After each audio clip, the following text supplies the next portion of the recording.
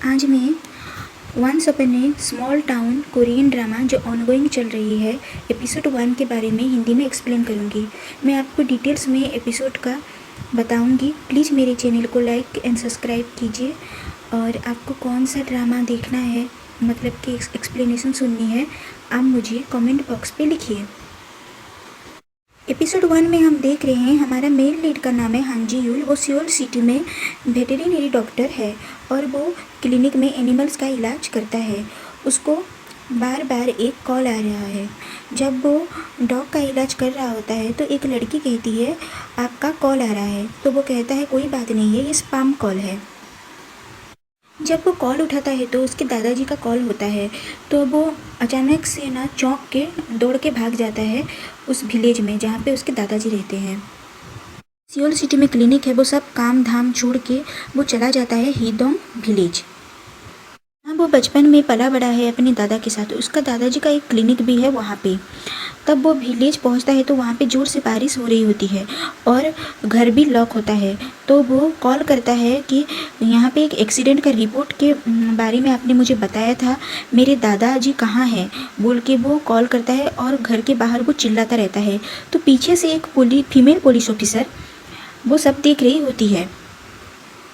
तो वो female officer आके उसको पीछे से पकड़ लेती है और पूछती है कि यहाँ पे तुम क्या कर रहे हो, दीवार चढ़ने की कोशिश क्यों कर रहे हो, खाली मकान देख के तुम दीवार चढ़ने की कोशिश कर रहे हो क्या। तो हान जी यूल कहता है ऐसा कुछ भी नहीं है, यहाँ मैं कुछ चेक करने आया हूँ, आप गलत सोच रहे हो। तो वो ऑफिसर कहती है कुछ हफ्तों से यहाँ चोर लोग घूम रहे हैं गाँव में और कोई अकेला घर देख के चोरी करने के इरादे से कुछ बुजुर्ग लोगों का पैसा भी लूट रहे हैं। तो मुझे तुम्हारा आईडी दिखाओ। तो जब वो ऐसे आईडी देता है हान जी यूल तो कहता है अरे ये मकान खाली है, अरे ये मकान खाली कैसे हो सकता है, यहाँ के लोग कहाँ गए। तो वो आईडी देख के ना वो शॉक हो जाती है वो ऑफिसर। तो पीछे से ना एक पुलिस ऑफिसर आता है और कहता है उसको तुम टच क्यों कर रहे हो, ऐसा कह के वहाँ पे उसको जोर से मार के पटक देता है। तो वहाँ पे हान जी यूल ना बेहोश हो जाता है। जब वो बेहोश होकर उठता है तो देखता है कि 2 पुलिस ऑफिसर और एक डॉक्टर उसके सामने खड़े हैं।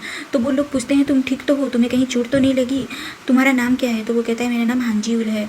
और वो पूछता है कि मेरे दादाजी कहाँ गए।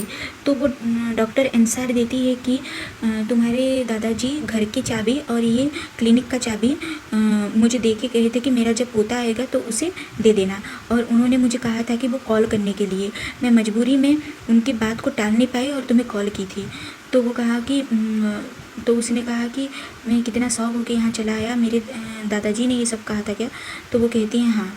और उसके बाद वहाँ पे और एक तीसरा ऑफिसर आ जाता है, बोलता है कि तुम लोगों ने किसी सिविल को पकड़ा है और उसको पीटा भी है। तो वो फीमेल ऑफिसर कहती है अरे ये हान जी यूल है और ये क्लिनिक जो है ना ये उनके डायरेक्टर हान का पोता है ये। तो कहता है ये क्या डायरेक्टर हान का पोता है, ये क्लिनिक इसका है। तो हाँ हाँ कहती है। तो उसके बाद ना एक कॉल आता है तो वो उसके दादाजी का होता है। तो वो कॉल वो रिसीव करता है। तो उसके दादाजी कहते हैं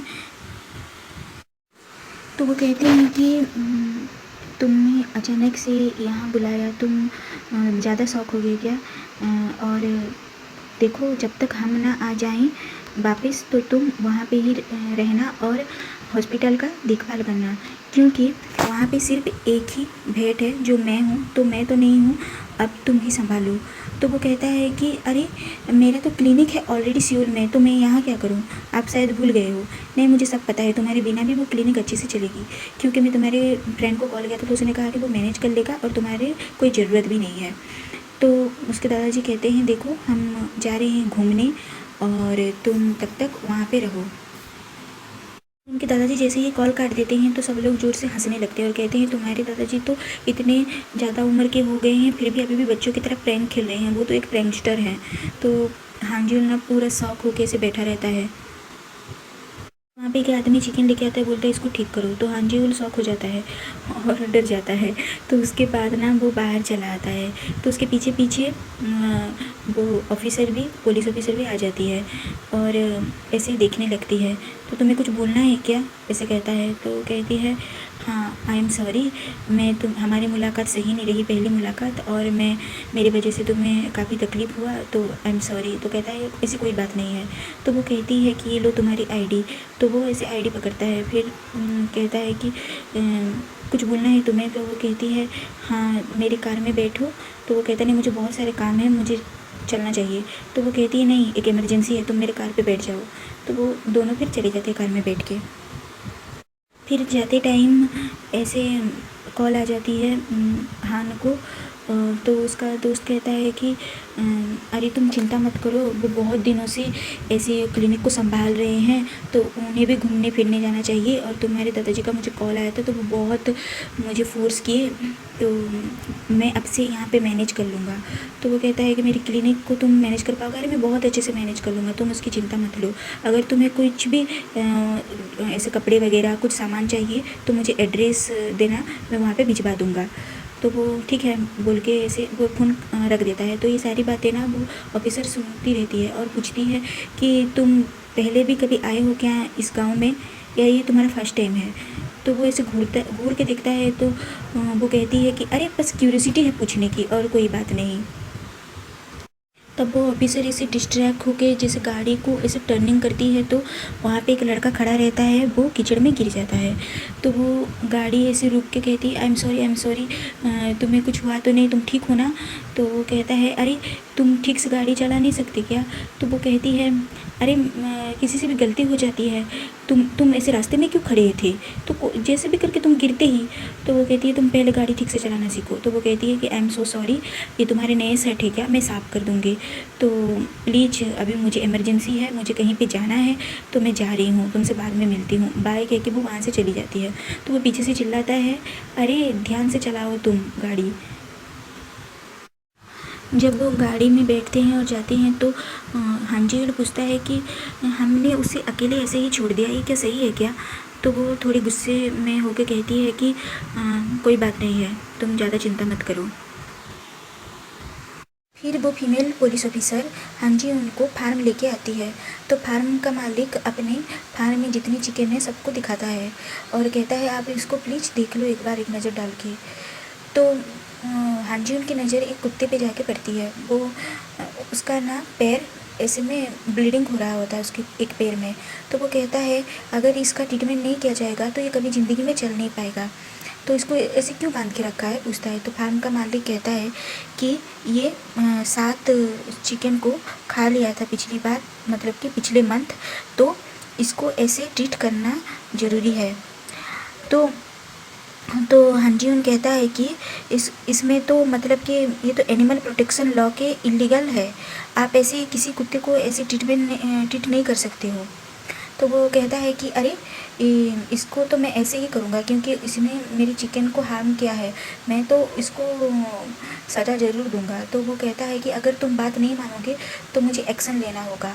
और वो कहता है कि तुम भी तो एक पुलिस ऑफिसर हो, विटनेस हो, तो देखो तुम इसने ऐसे कुत्ते की हालत कैसे की है, इसको मैं लेके जा रहा हूँ, उसका ट्रीटमेंट करूँगा।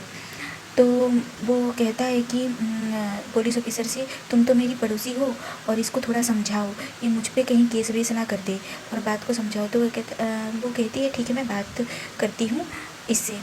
तो वो हांजी उनके पास आके बोलती है देखो ये ज़िंदगी में इनकी पहली बार है, ये कंट्री साइड के हैं, इनको इतना मालूम नहीं है, तो तुम इनके ऊपर केस वेस मत करो। तो वो कहता है कि तुम एक पुलिस ऑफिसर हो, तुम्हें जानना चाहिए कि इलीगल है और ये इलीगल चीज़ों को मैं बर्दाश्त नहीं कर सकता।